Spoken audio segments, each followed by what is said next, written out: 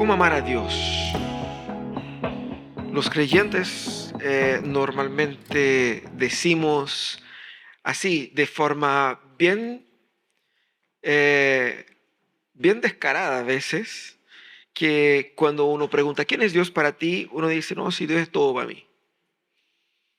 Dice la persona que hace 3 semanas que no toca en una Biblia, ¿cierto? Dios es todo para mí. Y eso sabemos que eso muchas veces no es verdad, porque Dios no puede ser todo para ti si tú no sabes quién es Él. O si uno va a decir, bueno, pero es que no puedo saber todo de Dios. Pero no puedes decir que Dios es todo para ti si ni siquiera te demuestras realmente interesado en conocerle a Él. Por lo tanto, en esa serie nosotros vamos a hablar sobre una serie de eh, cosas básicas de la vida cristiana que puntos que debemos tocar, puntos de la típica hipocresía cristiana que nos sanamos y necesitamos sanar. Y la primera es sobre cómo nuestra relación con Dios pasa por medio de las Escrituras. ¿Cómo puedo yo amar a Dios? Para amar a Dios, primeramente tengo que aprender a amar su palabra. Para amar a Dios, tengo que amar su palabra porque netamente yo no puedo amar a quien yo no conozco. Yo no puedo amar a Dios a quien no conozco. Y más, una muestra de amor es el deseo de querer conocer, de querer saber quién es, ¿no es cierto? Cuando uno está enamorado, quiere saber cómo es el otro, cómo está, cómo siente, ¿cierto? Entonces, esos primeros momentos del pololeo son intensos, ¿no es verdad? Son largos e intensos. Nosotros con Mariana, cuando empezamos a pololear ahí, toda la noche conversando, ¿cierto? Toda la noche. Al día siguiente uno tiene que trabajar igual, pero da lo mismo, ¿cierto? Hoy día ya como que no necesitamos estar toda la noche conversando, pero son etapas, ¿no es verdad? Uno quiere conocer más al ser amado y por eso que es importante aprender a conocer a Dios por medio de las Escrituras. Pero el problema nuestro es que vivimos con un problema muy grave en nuestras iglesias, que es el analfabetismo bíblico. ¿Qué es lo que es el analfabetismo bíblico? Además de ser un problema bastante popular, es básicamente ese desconocimiento general de la Biblia. Y muchos cristianos están así como, ponen de forma incluso anecdótica, así como, bueno, algo se sabe, no sé qué, y como que no le da tanta importancia a conocer bien la Biblia como tal. Y lo que es más peligroso, porque uno conoce fracciones y asume que entendió el mensaje. Y eso es problemático, porque uno empieza a mezclar sentido común con Biblia y piensa que su sentido común es bíblico y no lo es. Y eso hace con que vivamos vidas mediocres desde el punto de vista espiritual y que fracasemos en encontrar respuestas para los problemas de la vida porque no sabemos que están ahí esas respuestas, ¿cierto? Uno va a decir, bueno, pastor, es que ya uno no nace sabiendo. Uno tiene que aprender. Y es natural, si usted es nuevo en la fe, si usted está llegando hace poco a la fe, que usted no conozca muy bien todo lo que dice la Biblia. Pero no es normal, si usted está dando vuelta por acá hace mucho rato, si usted es creyente de hace varios años, no es normal que nunca las haya leído entera, no es normal que no la haya conocido bien en cierto sentido, que domines la narrativa bíblica de una cierta forma, ¿no es cierto? No es normal que no sepa la diferencia de Juan y Primera Juan, por ejemplo, o que desconozca, ¿no es cierto? Que cuando me pasa mucho, cuando cuando yo me presento, ¿cómo se llama? Amos, y la persona se dice canuta, creyente, ¿no es cierto? ¡Ay, qué bonito nombre! ¿De dónde es? O sea, ¿cómo de dónde es? ¿Cierto? Es de la Biblia. Ni que no era un nombre de una lista de un montón de nombres allá, no. Es un libro de la Biblia. Y no un libro chiquitito como Judas, ¿no? Tiene 9 capítulos ya, así que respeto. Po. Entonces la gente se acostumbra con eso y la gente normalmente dice es que el problema es que a la gente no le gusta leer. El chileno promedio lee poco, aunque lee mucho los subtítulos de las series, ¿no? Pero uno dice, no, es que no tengo tiempo. Ya sabemos que eso es un chamullo. El otro chamullo es que no entiendo. Lo raro sería que entendieras todo de la Biblia, porque obviamente es un texto complejo, pero hermanos, entienda, hay una curva de comprensión y una curva de aprendizaje. Todos nosotros partimos cuando estudiamos algo conociendo y entendiendo poco, pero en la medida en que nos metemos, vamos entendiendo más y todo va calzando. Entonces, el tema de la comprensión no es grave. ¿Por qué? Porque hay sí cosas que yo entiendo. Concéntrate en eso, en lo que sí entendiste. Y más, hay gente que dice, no, es que me aburre. Porque, no, es que no entiendo y son muchas historias raras.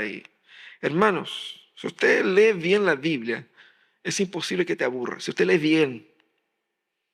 Porque las historias que nosotros encontramos en las Escrituras, el contenido, la belleza de la poesía, la sagacidad de la sabiduría, los insights de los profetas, son cosas así que transforma cualquier productor de Hollywood en nada.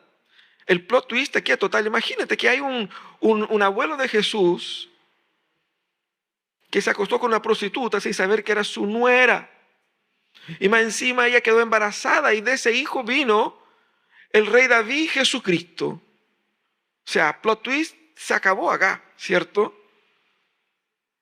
La Biblia tiene historias que son fantásticas, pero lo más hermoso de eso no son cuentos. Es la historia en la que nosotros estamos en esa misma línea. Por lo tanto, debemos combatir de ahí nuestro aburrimiento y entender que, bueno, de hecho, la Biblia no está ahí para nuestra entretención, es para nuestra edificación. Pero, ¿qué es la Biblia básicamente? ¿Qué es la Biblia? Usted tiene una Biblia en su casa, seguramente, ¿cierto? Ahí estábamos explicando a los adolescentes la diferencia de la Reina Valera para la NBI. Yo sé que ustedes saben, ¿cierto?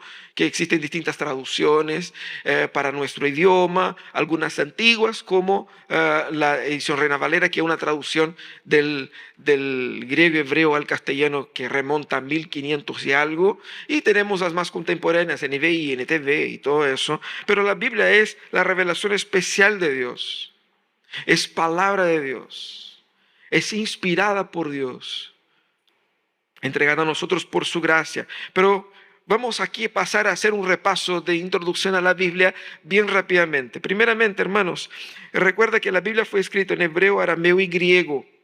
Es por eso que tenemos distintas traducciones. Cuando se hizo la lectura, algunos hermanos encontraron que mi Biblia sonaba diferente de la que el hermano leía acá.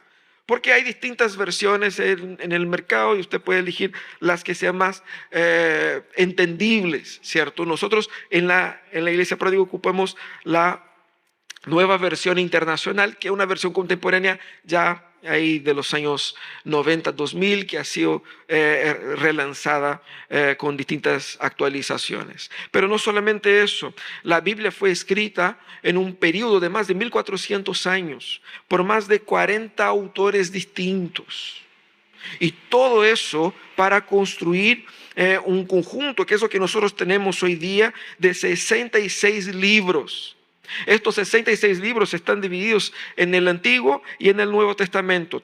39 en el Antiguo, 27 en el Nuevo Testamento. Esa es la palabra de Dios que nosotros tenemos. Y toda esa historia está presentada a nosotros por medio de narraciones, por medio de poesía, por medio de profecías, por medio de sabiduría, por medio de leyes, por medio de cartas. ¿Qué significa todo eso? Significa que tú no puedes abrir la Biblia en cualquier parte y leer de la misma manera, porque son textos distintos. No puedo querer que en Romanos me diga lo mismo que en Salmos.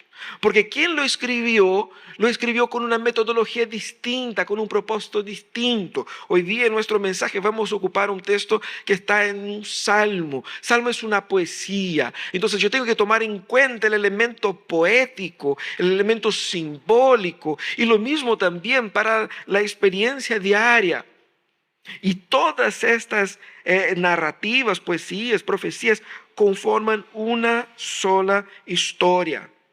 Ya vamos a hablar durante esa serie más sobre eso, sobre lo que significa esa una sola historia. Pero entender la Biblia como una sola historia es lo que permite que tú puedas, por ejemplo, si yo le digo, hermanos, abramos ahí en Romanos y usted ubique más o menos dónde está, porque ubica históricamente cómo se construyó todo eso. Si usted tiene dificultad en encontrar los libros en la Biblia, ahí tenemos una ayuda para ti, ¿no es cierto? Hay una tabla periódica de los libros de la Biblia, la hemos compartido también con los adolescentes y ustedes pueden ver cómo están organizados y cuál es la secuencia ahí, ¿no es cierto? Ni vamos a entrar en cómo los judíos organizaban el Antiguo Testamento en hebreo. Eso es lo que tenemos nosotros, ¿cierto? Esa es la palabra de Dios, ahí están los 66 libros de la Biblia. El versículo que nos reúne en esta mañana es ese, Salmo 119, 97. Mantenga su Biblia abierta ahí en ese salmo, porque durante el mensaje voy a pedir que algunos de ustedes nos puedan ayudar leyendo algunos de esos versos. Dice así, Salmo 119, 97, cuánto amo yo tu ley, todo el día medito en ella. Cuánto amo yo tu ley, todo el día medito en ella. Ese texto está ubicado en el famoso Salmo 119. Bromeamos con el tamaño del salmo, ¿no? Y seguramente más de uno se tiembla antes de que el pastor diga, vamos a leer el salmo entero porque es un salmo muy extenso. Tiene más de 160 versículos. Pero, ¿qué es lo que es el Salmo 119, hermanos? Si usted nunca ha leído este salmo, usted se la está perdiendo. Porque esa es una de las obras más geniales de la poesía hebrea, de la poesía mundial. Porque ¿qué es lo que es el Salmo? Conocido por muchos como el alfabeto de oro. Este Salmo es un acróstico utilizando el alfabeto hebreo.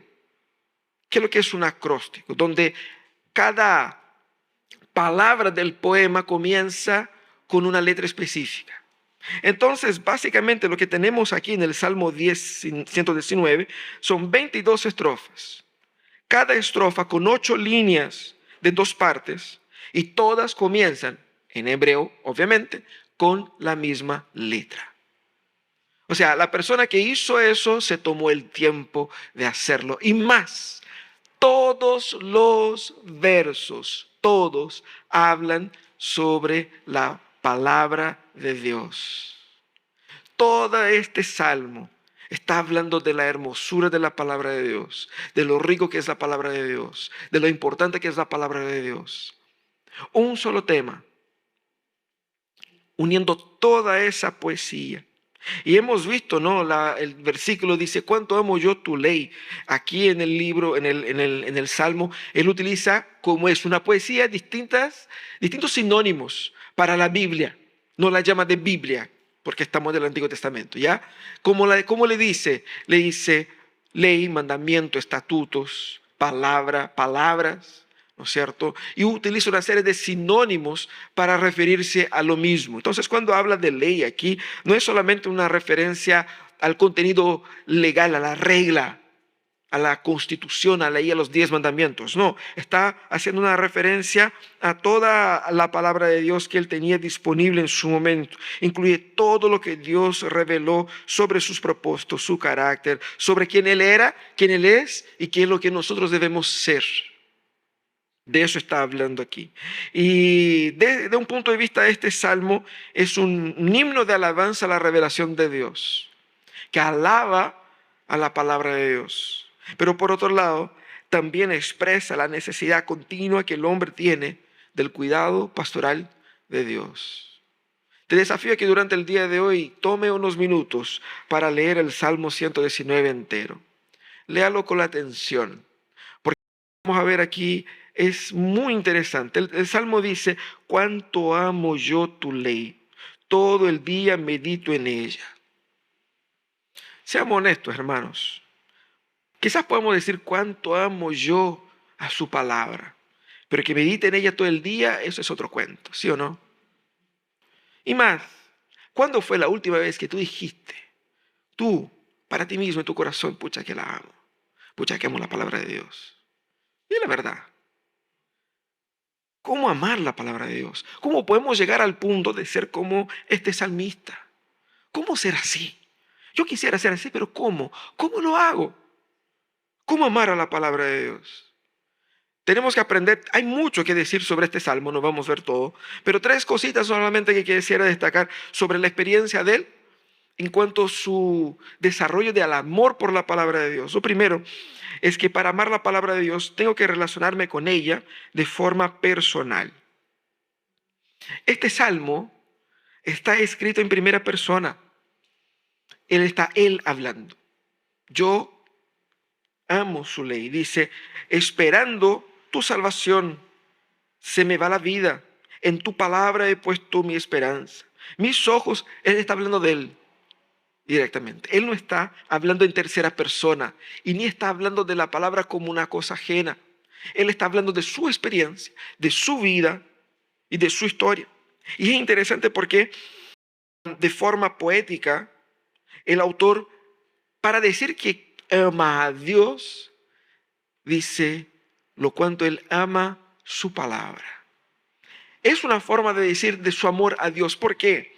Porque esto no está siendo dicho para una sala de clases.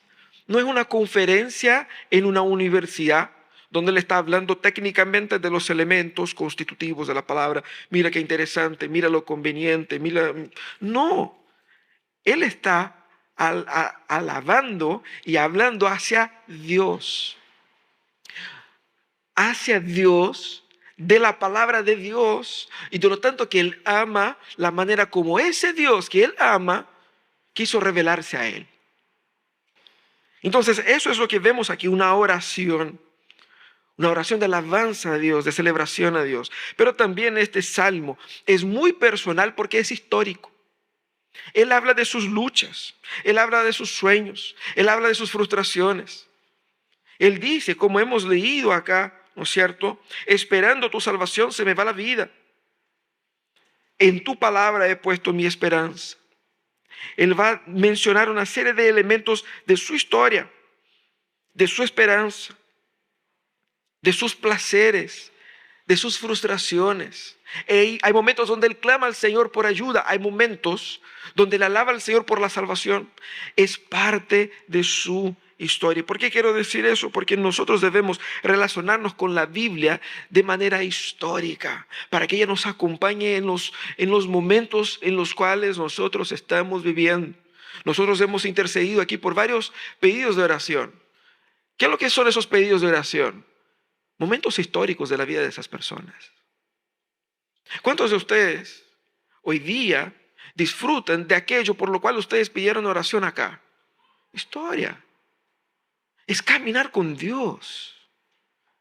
Tenemos que generar una relación con la Biblia de tal manera que uno se acuerde de ese versículo, porque cuando leí ese versículo hace unos años atrás, yo estaba en esa etapa y yo me acuerdo que el Señor me habló por medio de esa palabra, y hoy día eso es parte de mi historia, es parte de mi vida. Fue así como el Señor me alentó, me ayudó, me corrigió, me animó, me disciplinó. Y fíjate que no es una relación de él con la Biblia meramente cognitiva. Interesantemente, el autor en 160 y tantos versículos nunca dice que él ha investigado la palabra o que él ha estudiado la palabra. Interesante, ¿no? Él ha meditado, ha leído, la ha guardado, la ha practicado, pero nunca dice la estudié, como si fuera un objeto científico de investigación.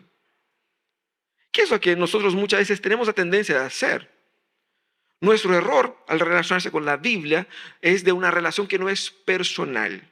Nosotros nos relacionamos con ella de una manera primeramente cognitiva, de un medio para aprender algo.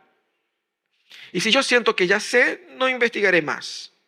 O si es un medio para investigar algo, La leo cuando tengo el tiempo de hacer una buena investigación, con muchos libros, con mucho tiempo, con mucha disposición, pero no es algo que me acompaña en mi lucha diaria, porque lucha diaria es otra cosa.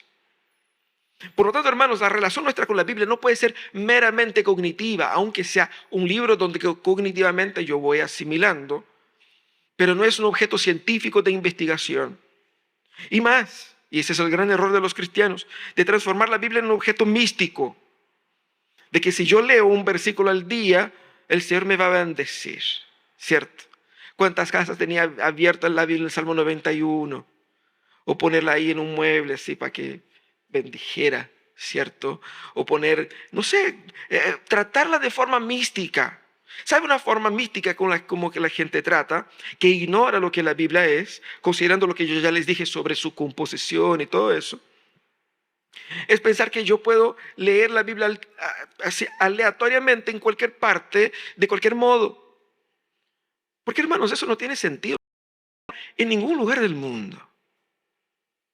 Muchas veces las personas preguntan, ¿por dónde comienzo a leer la Biblia? ¿Por dónde cree? O sea, es como si me preguntara, ¿por dónde comienzo a ver una película?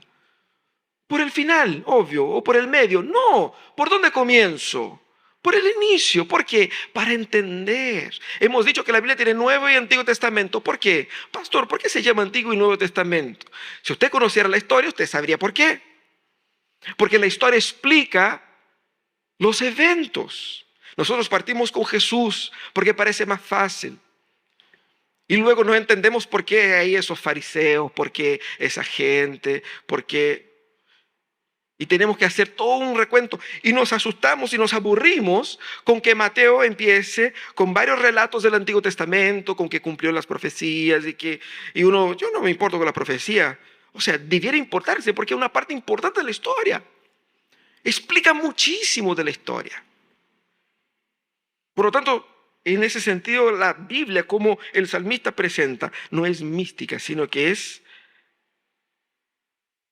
algo que bastante verdadero, profundo, espiritual, pero que él analiza, él estudia, él medita, él gasta tiempo con ellos. Pero también la Biblia no puede ser tomada de una manera meramente teórica. ¿Por qué? Porque el objetivo de conocer es de poner en práctica. Esa es la gracia. Si no pongo en práctica no me sirve de nada. Lo que él va a decir sobre los efectos de la Biblia en la vida están vinculados a la manera como él la practicó, como él la obedeció. Por lo tanto, es muy bonito ver, por ejemplo, ahí en el versículo 101, Tita, el versículo 101, lee para nosotros.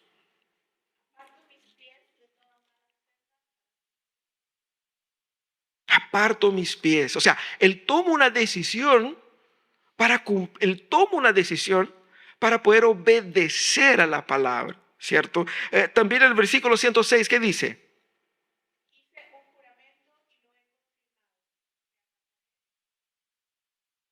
Y él se esfuerza, no para conocer, para estudiar, para investigar, para saber, sino que para obedecer. Entonces, es una experiencia verdadera con Dios, es una relación con Dios. Hermano, entienda, usted no puede tener una relación verdadera con Dios si esa relación no es verdadera con la palabra de Dios. Es por ahí donde se comienza a amar a Dios, donde se comienza a conocer a Dios, porque la Biblia es la revelación del Dios mismo. Pero en segundo lugar, el texto nos lleva a reconocer aquí el verdadero valor de las Escrituras, y eso es fantástico. Él va a decir que él ama porque la Biblia es para él valiosa, no para él de forma como una percepción individual, pero tiene un valor absoluto para todos, y él va a decir que los estúpidos son aquellos que no creen en ella, pero que ella es valiosísima, ¿cierto? Versículo 14, Ariel, por favor, ¿qué dice?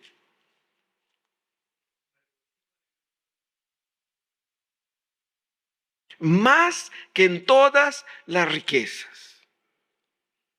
Hermano, no sé cómo está su situación financiera, pero pensemos por esa, obviamente que es una poesía, pero entre todas las riquezas, la de Jeff Bezos, la de, ¿cómo se llama el loquito de Tesla? Elon Musk, juntando todo eso, ¿cierto? Todas las 7 familias de Chile, toda esa plata y la palabra de Dios. Él va a decir, no, me goza más en tu palabra que en todas las riquezas. Mariana, lee el 127, versículo 127, ¿qué dice?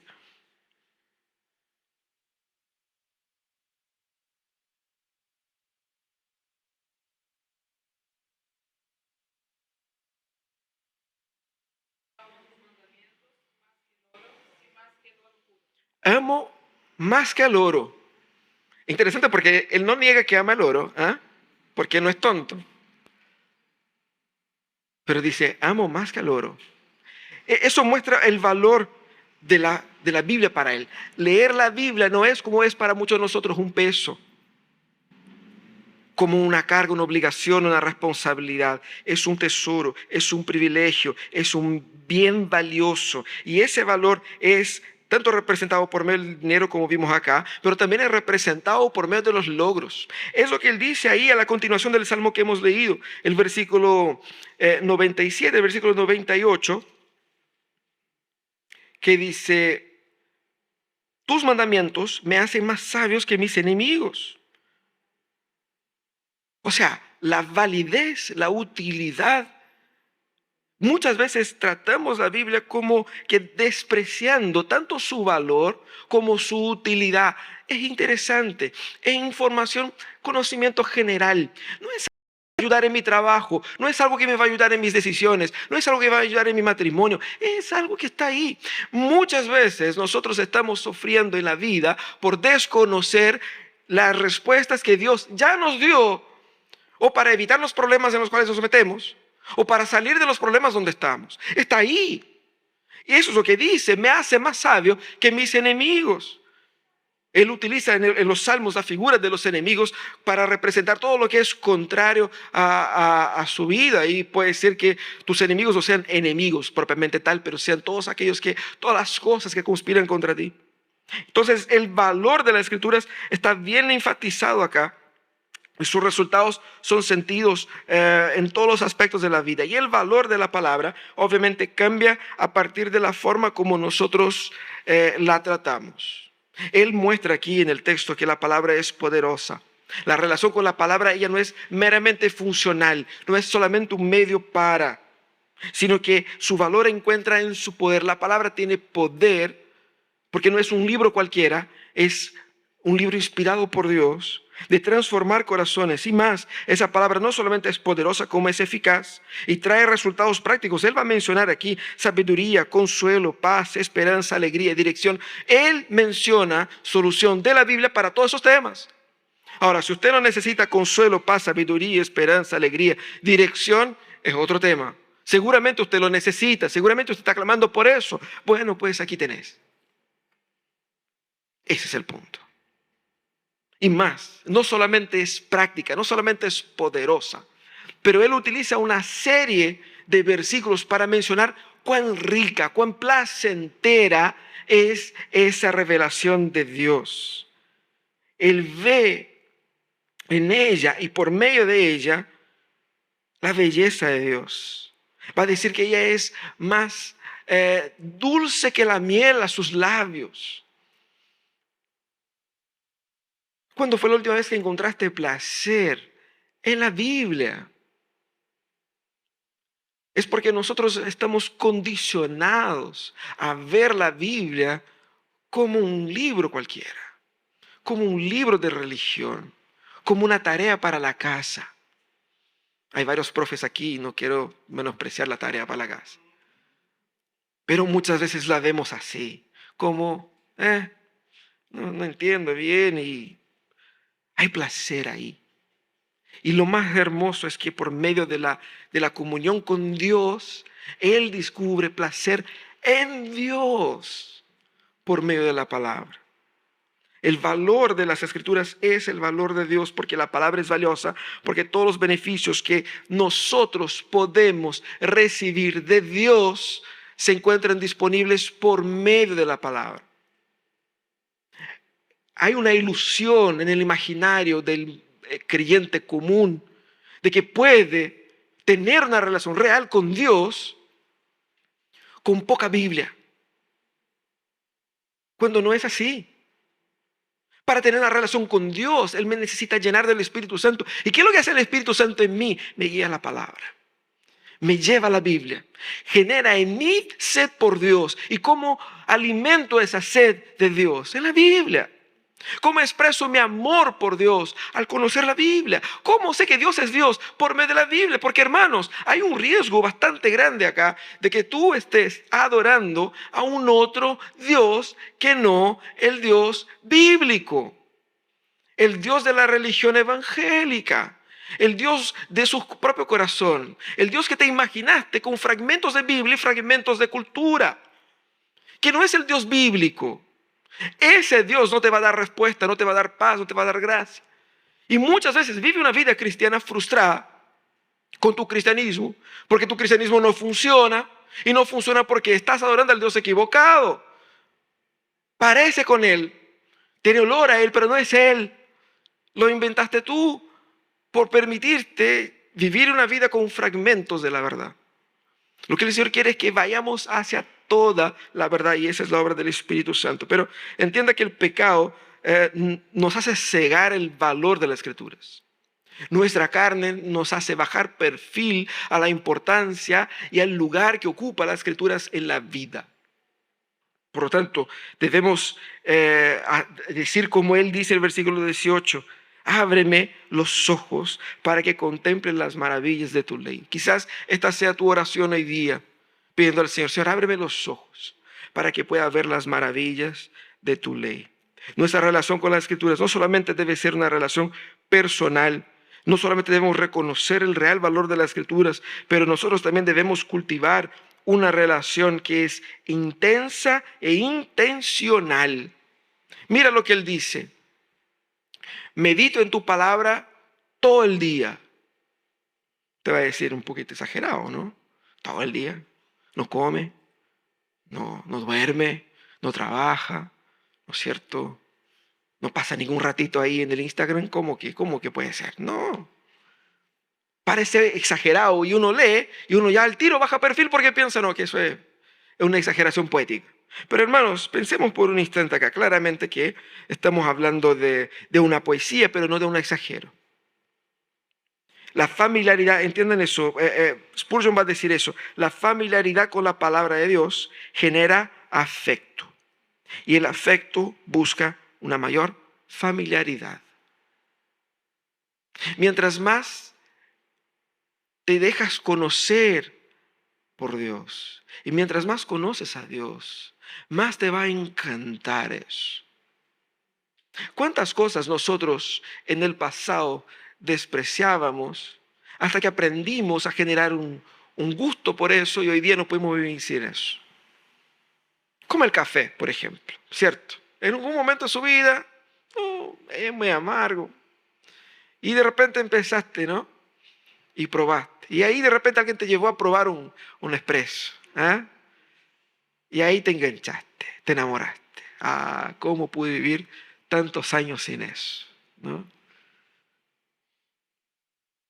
O aquellos que, ¿cierto?, que han militado por la sana y correcta senda del café sin azúcar, que es así como se toma, ¿cierto? Pero hubo un momento en su vida que creíste que era imposible, ¿cómo pues? Es muy amargo, es imposible, ¿cierto? Pero de repente te hiciste diste el paso. Ya, voy a reducir la cantidad de azúcar, un poquito menos. Ya, voy a probar. Y cuando probaste por primera vez, quisiste morir, ¿cierto? Así como, qué horror. Pésimo. Y una segunda vez, una tercera vez. Pero llega un momento donde uno ya no puede tomar el café con azúcar. Porque fuiste transformado. No, de verdad, tu paladar se transformó. Sus gustos cambiaron. Y lo mismo pasa con la palabra. Uno lee, qué raro, no sé qué. Pero llega un momento donde eso te transformó. Tus gustos cambiaron. Tu sabor cambió. Tu percepción de la vida cambió por medio de esa relación. Y eso te genera, te abre la puerta para un camino más intenso. Está el expreso, está el ristretto. ¿Ah? Te olvidas de los capuchinos, te olvidas de los frappuccinos, de todos los chinos, no.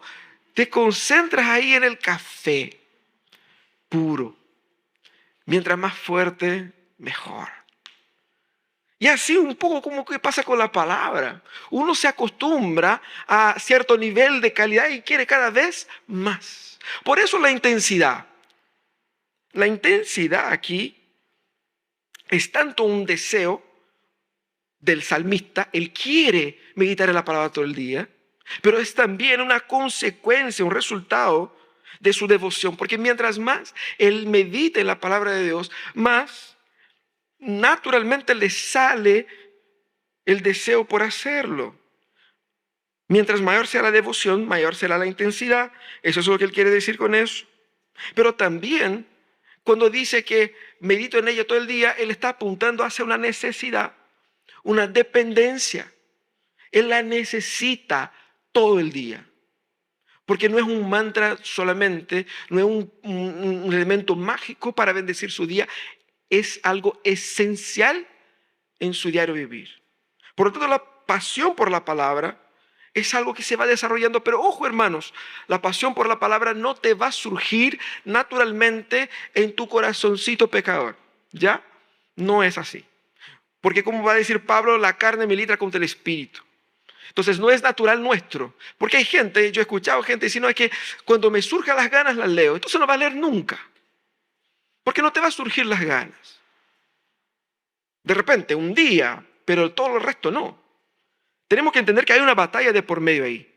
Para construir esa relación. Yo tengo que estar consciente de lo que pasa en mi cuerpo.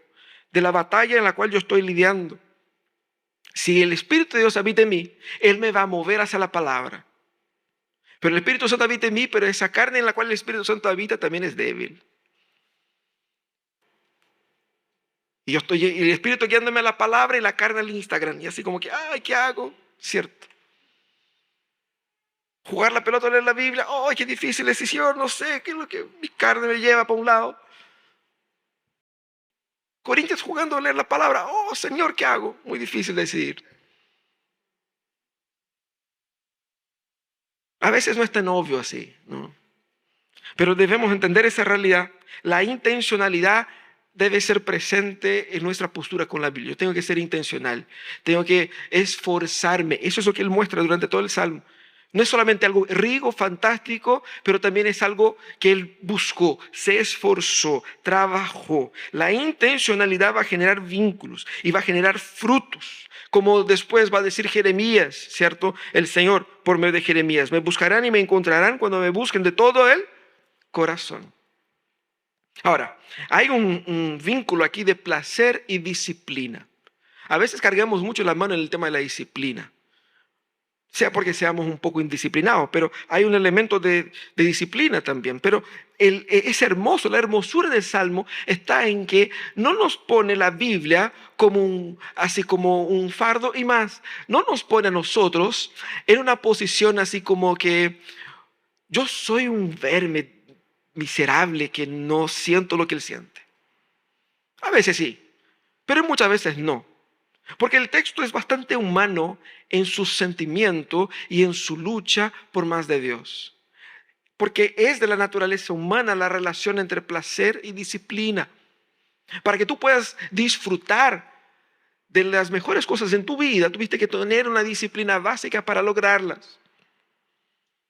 Puedes llegar y disfrutar de tu casa, pero eso demandó una disciplina laboral, una disciplina de gestión, al menos. Puedes disfrutar de la música, pero la disciplina de ensayar estuvo ahí. Puedes disfrutar de tu sueldo, pero la disciplina de despertar temprano, ir a trabajar y soportar todo, estuvo ahí. O puedes disfrutar de la alegría de tu título, pero la disciplina del estudio estuvo ahí. Disciplina y placer están netamente vinculados y él muestra acá. Y es interesante porque la intencionalidad va a conducirnos hacia la intensidad siempre cuando pasa por el camino del placer. Tengo que aprender a amar la palabra. Pero lo hermoso es que la palabra es amable. En nuestra cabeza puede estar un sentido de que es árida, de que es fría, de que es distante. Pero Dios no es así. Dios es amor. Y al relacionarme con la Biblia, yo encuentro el amor. Dios es perfecto. Y en su revelación, Él revela su perfección. Y al ver la perfección, ojo hermanos, el ser humano fue diseñado para eso. Cuando el ser humano ve algo perfecto, el ser humano se encanta. Por eso están los museos. Por eso uno admira a los grandes personajes que hicieron grandes hazañas. Todo lo que es perfecto genera admiración. Dios revela su perfección acá de una forma que cuando aprendemos a ver, quedaremos encantados y el placer nos cautivará a ir más allá en Dios. Por lo tanto, debemos redescubrir el placer en las Escrituras, entendiendo que es el placer en Dios mismo. Dios es lindo, Dios es perfecto, Dios es maravilloso, Dios es el amor que te falta, Dios es la paciencia que necesitas, Dios es la sabiduría para tus negocios, Dios es la gracia para enfrentar la tensión de tu corazón en tus angustias, en tus luchas, en tus diagnósticos. Todo eso está en Dios. Y lo mejor de este salmo y de la palabra es que Dios se hace cercano a nosotros. Es Dios ahí contigo por medio de su palabra. Él no necesitaba revelarse. Él quiso hacerlo. Y eso es un privilegio a lo cual nosotros tenemos. La Biblia nos guía por medio de la disciplina al placer en Dios. Y es hermoso ver que el salmista dice que su disciplina no ha disminuido el amor por el Señor. Por el contrario. Así que, como dice Spurgeon, la ley es la ley de Dios y por lo tanto es objeto de nuestro amor. La amamos por su santidad y anhelamos por ser santos. La amamos por su sabiduría y nos esforzamos por ser sabios. La amamos por su perfección y suspiramos por ser perfectos. La Biblia es esa revelación especial de Dios y en ella encontramos a Dios. ¿Cómo entonces nosotros realmente amamos a Dios por medio de la palabra? Hermano, tienes que exponerte frecuentemente a ella. Una horita el domingo no es suficiente. Tienes que caminar históricamente con ella. Tienes que llevarla para sus batallas. Ella tiene que ser parte de su vida, de su crecimiento, de su desarrollo. Tenga su Biblia regalona, esa es la mía. La está parchada, la está rayada, pero es parte de mi historia con Dios. ¿Qué es lo que es parte de su historia con Dios? Tu Biblia tiene que tener los registros de tu desarrollo. No puede ser solamente un elemento ahí, un libro en el mueble. Tiene que estar contigo a diario. Porque mientras más exposición a Dios, más de Dios habrá en ti.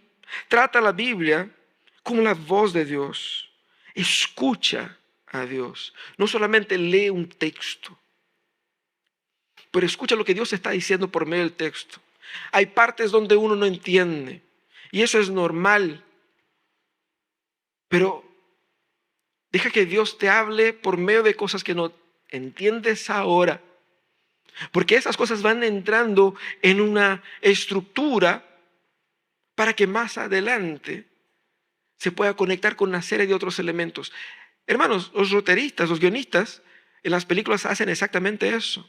Te van poniendo elementos al inicio, a la mitad de la película y que solo vas a entender al final y vas a tener esa sensación de plenitud de comprensión cuando llegues al final y te des cuenta, entonces la niña del inicio era esta la que pasó por... esa sensación de que te deja así como hacen los coreanos, ¿no? Esa sensación Es lo que la Biblia nos hace. Debemos nosotros ser asombrados por ello y dejar a un lado las excusas. Sé intencional en su relación con la Biblia, con la meta de ser intenso en eso. Cultiva la disciplina, pero no piense que la disciplina es un castigo, sino que es un camino para el placer que lograrás a mediano o largo plazo. Y aprenda a disfrutar de la presencia transformadora de Dios. Así aprenderemos a amar a Él y a amar su palabra. Cierra tus ojos. Vamos a orar, vamos a pedir que Dios nos dé de este amor para su palabra, para que podamos descansar en Él.